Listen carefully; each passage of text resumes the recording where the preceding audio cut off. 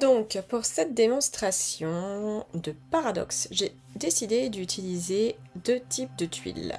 La première, donc, c'est le format bijou, qui est vraiment le tout petit format. On voit ici son nom, bijou, qui est un modèle sur 5 cm sur 5 cm. Donc, qui va nous permettre de décomposer le motif paradoxe vraiment sur un format carré. Et ensuite, il y a un deuxième format qui s'intitule 3Z. Je ne me souviens plus des dimensions, mais ça, je pourrais le retrouver ultérieurement. Donc, on voit qu'on est un peu plus de 5 cm. Voilà. Et qui nous permettra de faire la démonstration ensuite dans une décomposition en 3 côtés.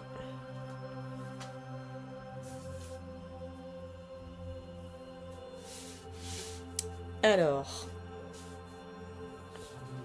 donc pour commencer, effectivement, je vais commencer par poser mes points dans chaque angle et venir tracer ma bordure.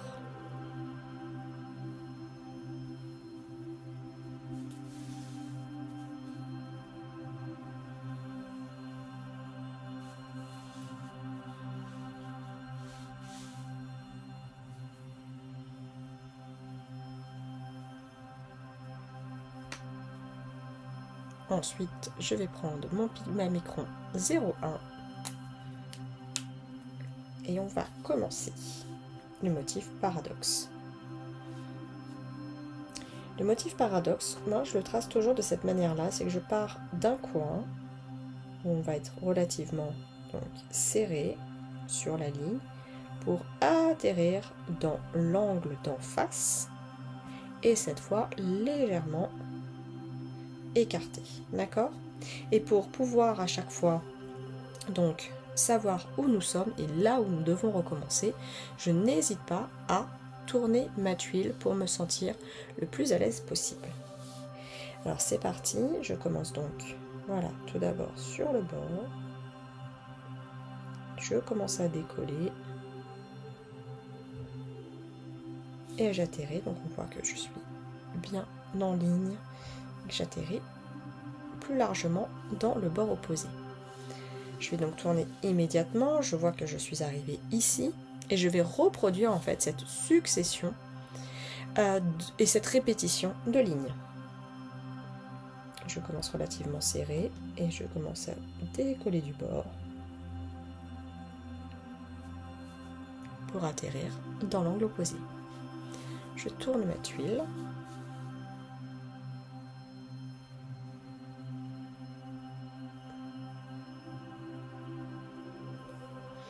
Donc là, on arrive sur la première ligne que j'ai tracée.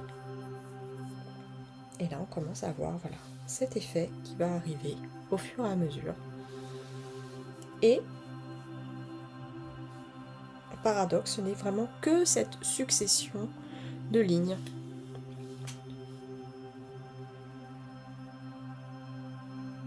Je décolle légèrement pour arriver en décalé.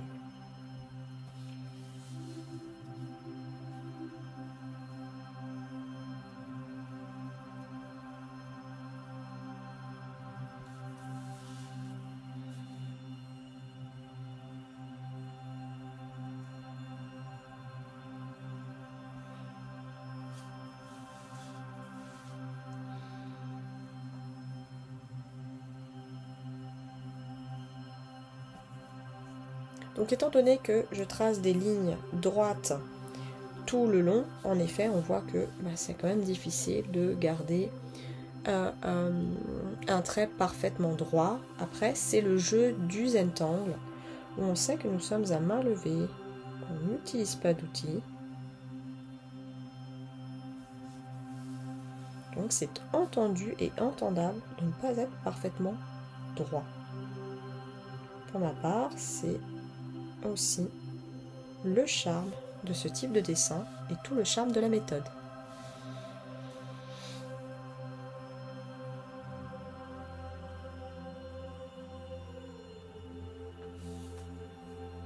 Donc on voit à chaque fois que notre point de départ est très serré, puis nos lignes démarrent à chaque fois un peu plus haut les unes des autres.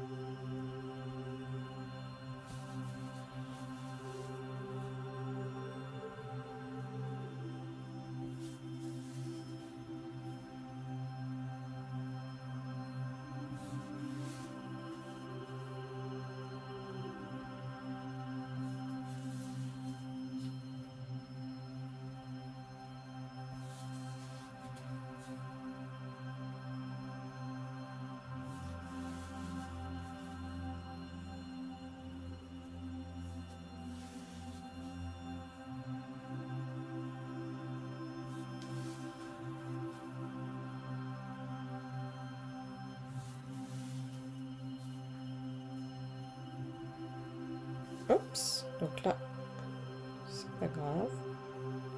Il y a un tout petit raté ici. Encore une fois, pas d'erreur en Zentangle, on continue. Et dans la finalité, dans l'ensemble de nos traits, cette petite bavure, elle ne se verra pas de toute façon. Ce n'est que le rapport de mon travail avec moi-même.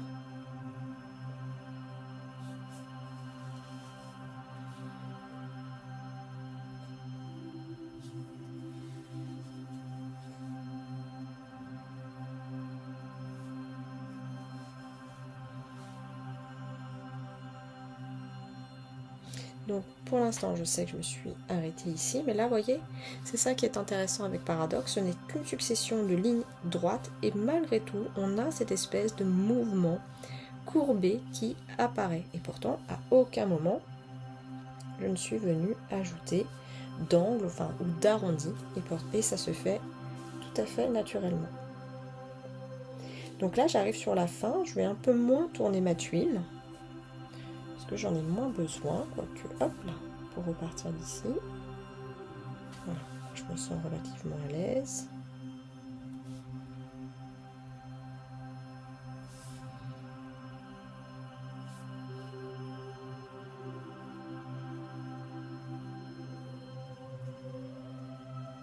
Voilà, jusqu'au bout.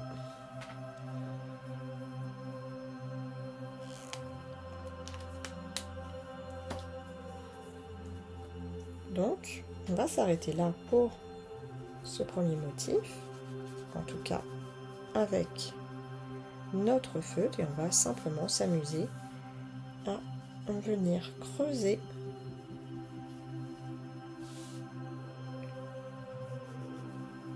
notre motif aux endroits où les courbes apparaissent. Et puis, je vais venir ajouter de l'ombrage sur notre bordure initiale.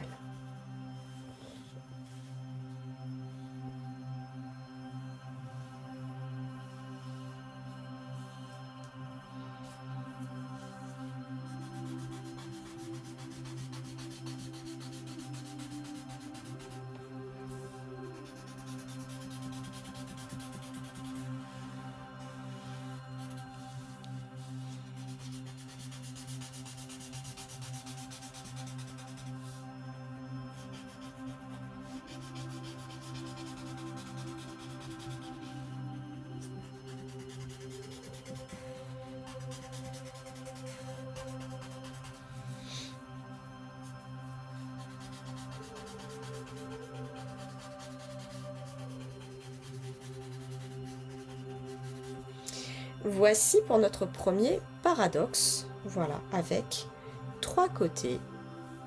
Un paradoxe en triangle. Je vais à présent poursuivre la démonstration, mais cette fois avec un format carré, donc à 4 côtés.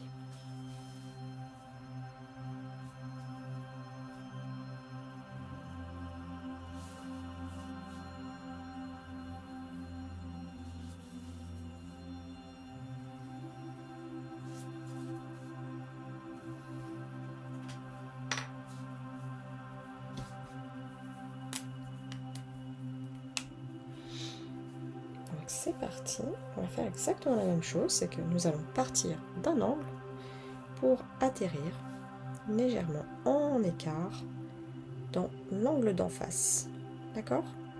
Et ensuite on continuera en tournant notre tuile pour ne pas perdre nos repères.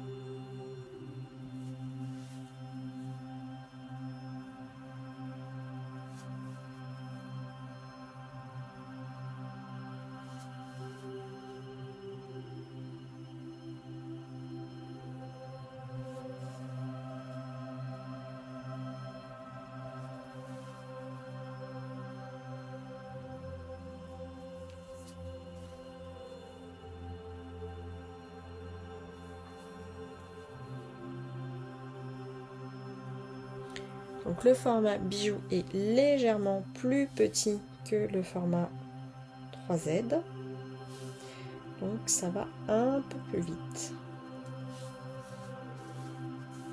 Par contre, je me sens moins régulière que sur le 3Z. Vous voyez là, typiquement mon trait, je le trouve un peu trop épais. J'aurais aimé faire quelque chose de plus serré. Mais j'accepte le trait tel qu'il est. Et je continue à dessiner en présence. Donc ça y est, on commence à aller voir ici ces courbes qui apparaissent.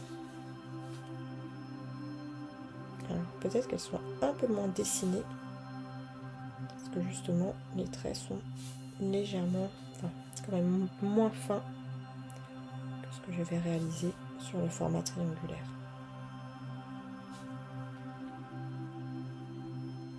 Alors, de manière générale, je me sens plus à l'aise à dessiner quand je pars de la pointe pour atterrir en face en élargissant. Si je me repère mieux de cette manière-là, je me perds moins. Néanmoins, peut-être que vous, ça sera l'inverse. Si vous aurez envie de commencer, voilà, je vais le faire, hop, commencer ici en étant assez large et en venant en rétrécissant votre ligne. Surtout, il n'y a pas de bonne façon de dessiner, uniquement celle dans laquelle on se sent à l'aise. N'hésitez pas à expérimenter et à voir ce qui vous convient.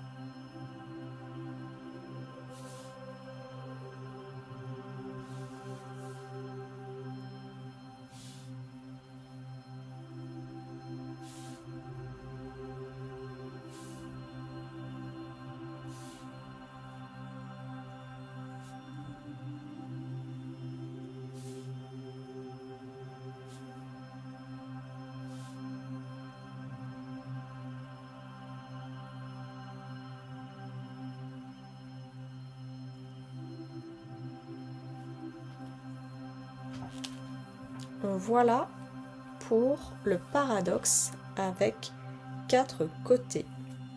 Donc à nouveau, tout simplement pour celui-ci, comme précédemment, je vais simplement creuser au niveau du centre, là où il y a nos courbes qui apparaissent, et puis également ajouter de l'ombrage sur la bordure tout autour. Là, on va rester relativement simple, s'agissant plutôt d'une démonstration de paradoxe pour venir comprendre la décomposition de ce motif.